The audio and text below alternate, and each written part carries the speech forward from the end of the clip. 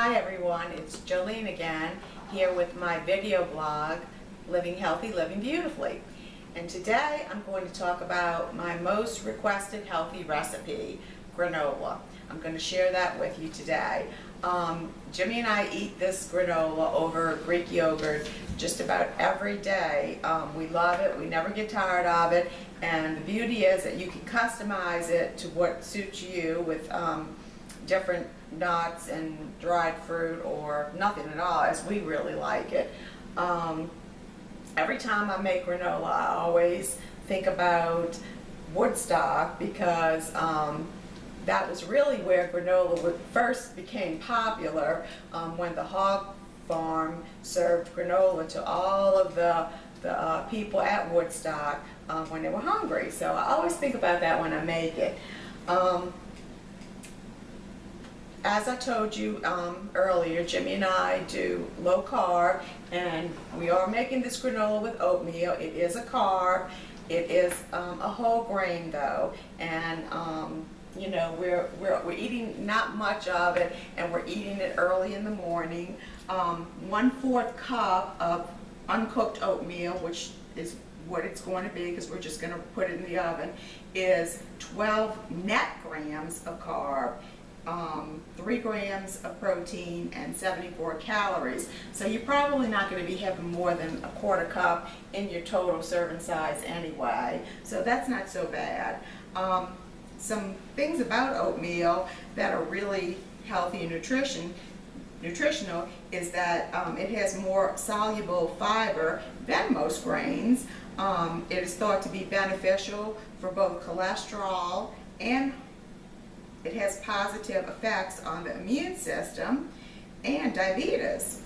I try to use an organic, non-GMO oatmeal. That is not what I have today. I live in the country, and sometimes we run out of the organic oatmeal that we get at Whole Foods, so I have to use just the regular store-bought brand, and that's okay too. Let me start the recipe now.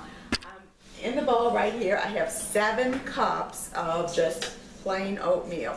Make sure you don't get the quick cook or whatever else they call it. This is just, I think, called old-fashioned oatmeal. So it's 7 cups in the bowl. Then I'm going to add nuts. I keep my nuts in the freezer. That's a good tip. They'll go rancid really easily if you buy in bulk like I do. So it's good to keep them in the freezer in these Ziploc bags. The combination I like the best is almonds and walnuts. So I put 2 cups of sliced almonds. You can use whole ones if you want, but I find this works better for me.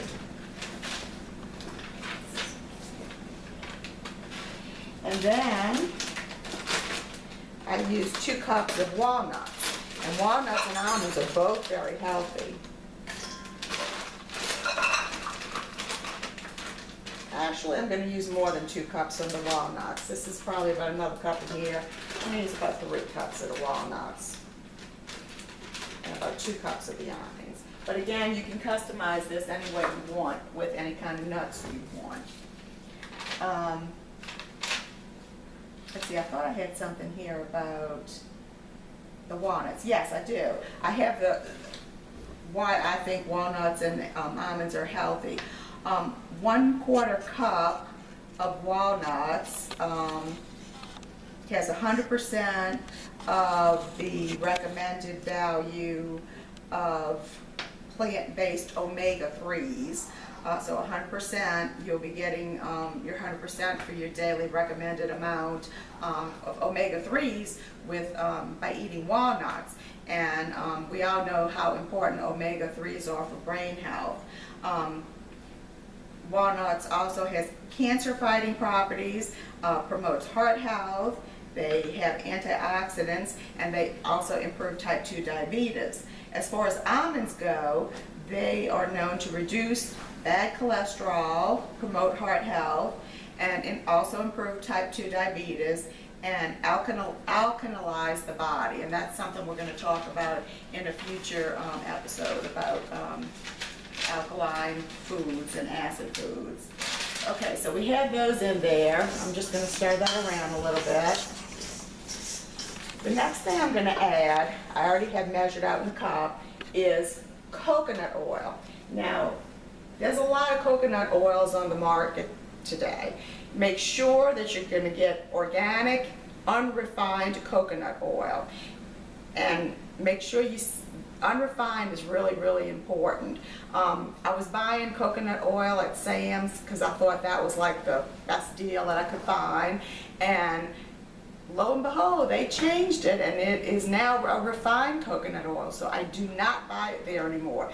The best bargain I have found so far, as far as quality and, you know, a good price, is the Costco variety. I'm not a member of Costco, but you can order it online. I think you pay about a 5% upcharge on it, but it's really, really cheap. I think a big 42-ounce jar like this is about $16, and we use it for everything. And again, I will have another episode on that. That needs an episode alone. There's so many things you can do with coconut oil and so many benefits of coconut oil. So anyway, I have a half cup of coconut oil in here. And make sure that it's liquefied. I forgot to tell you that sometimes when you get it, you're going to see it looks almost like shortening or lard. That's what happens when it reaches below 75 degrees. And, you know, you just have to, I usually either put it under my cabinet light or, you know, my stove light or whatever, or you can put it in the microwave just for a few seconds or whatever. Just make sure it's, you know, at room temperature and liquefied.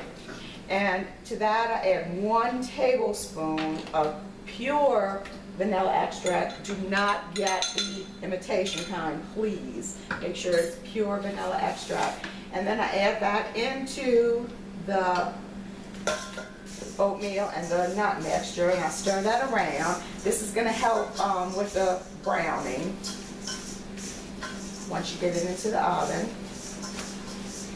The next ingredient I have is maple syrup. Now, I told y'all in the beginning we did not eat any sugar at all, even unrefined sugars. But now that we lost the weight and we kept it off, we have added some natural unrefined sugars back to our diet. Not a whole lot, and of course maple syrup is one of them. It's a rundown on maple syrup. It has 52 calories per tablespoon. I'm using, believe it or not, a cup of maple syrup in this big recipe, but remember, this is a huge recipe. This is going to last, for two of us, it lasts us maybe about a week and a half to 2 weeks. So, you know, you're only maybe going to be getting about a tablespoon in every serving. So that's 52 calories, 13 grams of carb. When you're counting carb, you're not really worried about calories anyway. You're mostly counting carb grams. Again, it is not a refined sugar, and it contains some minerals and antioxidants. It's also lower in the glycemic index than refined sugar, and that means it won't spike your blood as quickly as a refined sugar would. So I'm going to use a cup of this to this recipe, but y'all going to see this makes really a lot. I always measure the coconut oil first because we all know that the maple syrup is really sticky and won't come out of the container very easily. So if you already have put the coconut oil in first, this is going to help it come out of the measuring cup easier. It's just a little cooking tip. Okay, so you're going to put that in. You can see that all just came out pretty good. And then stir it up. And that is it. How easy is that? Stir it real good. And then I put it on sheet pans. You can line them with parchment paper just to make cleanup easier, or I use this non-stick foil because I have used regular foil before, and because of the maple syrup it did stick a little bit. So parchment paper or non-stick foil would probably be the best choices for this. And then I put half on each sheet tray.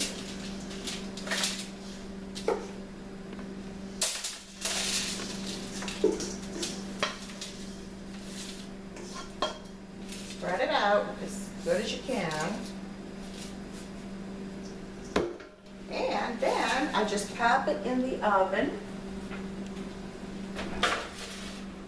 at 200 degrees. 2 to 250. You can go, I would say 250 really. And then set your timer for an hour and a half, stirring occasionally. Honestly, I don't even stir it. I usually just set my timer at an hour and a half and I walk away from it. Your house smells fabulous when it's cooking. And when it's done, what we do is we put it in this vats like this, a big canister like this, and leave it on the counter. You don't have to refrigerate it. And like I said, it just lasts for a long time, and you can have it for breakfast or even as a snack. For breakfast, like I told y'all, we eat it with Greek yogurt. And this is one of my pet peeves, yogurt. Every time I go to the grocery store, believe me, I see people buying yogurt, and I'm going to tell you something if I see you buying the wrong yogurt. You need to start eating just plain yogurt. Whether it's Greek or not Greek, non-Greek, that's your preference. But you just need to make sure it is plain yogurt. If you want a vanilla flavor, add vanilla. If you want honey flavored, add honey. If you want fruit, add your own fruit. It's really nothing but refined sugars and chemicals. Some even have dyes in them. Make sure it has a live culture in it. This is the one we use. It is not organic. Again, it's just not available to me at this point in time. You know, organic yogurt is not available in Franklinton right now. But this is the best I can find. And also, another tip is to try to use the highest percentage of fat that you can. I am going to talk about this at a later date too. Fat is not your enemy, it is your friend, as long as it is a good fat. And as far as dairy goes, we honestly shouldn't be consuming a lot of dairy, but when you do consume dairy, you want to try to make it whole milk or as high of a percentage of fat as you can. And unfortunately, that's all you can get is 2% in yogurt. Don't get the 0%. There's been a lot of studies now that show that higher fat actually helps you to promote weight loss. So go ahead and do that. As far as fruit, again, you can either put it in your yogurt or you can put fresh fruit in season on your granola and yogurt parfaits, as we call them. You know, when it's blueberry time, you know, we put fresh blueberries, or figs are getting ready to come in season, we'll probably put figs on them. If you really would prefer dried fruit, you can do that too, and you can add that into the granola after it's already cooked, and you know, add whatever raisins or dried fruit you want. Be aware though that dried fruit does have a lot of carb and a lot of calories, but again, if we're on low carb, we're really not counting calories. So just be aware of that. It's really better to go with the fresh fruit if you can. And that's it. So I hope y'all enjoyed this episode of Living Healthy, Living Beautifully. See y'all again next time.